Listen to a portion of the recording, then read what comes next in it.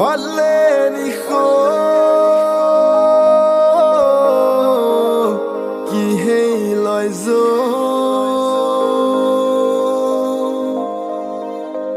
cũng lê tha giống xa lối tàng ngô ngay tô nụ mà lên khóm na đi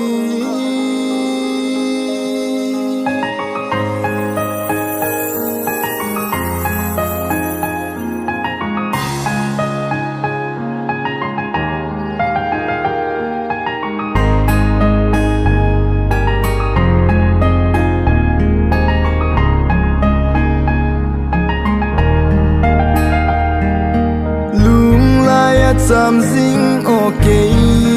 now kay lung mo na leki pa na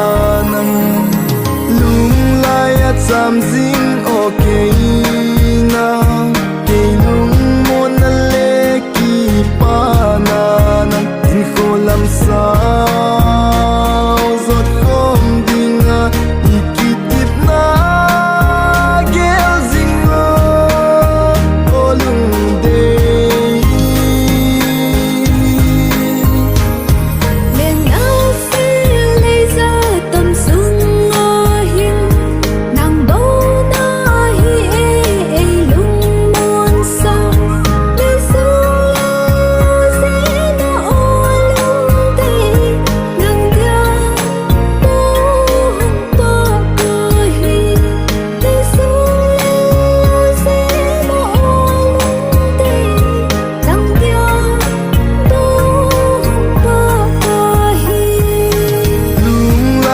Sam zing ok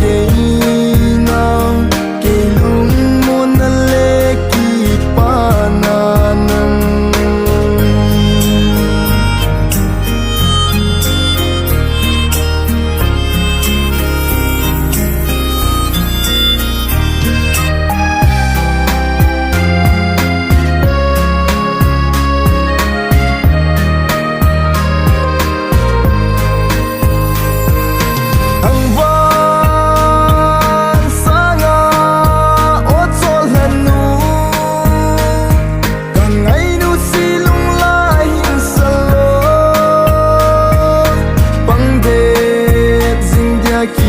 na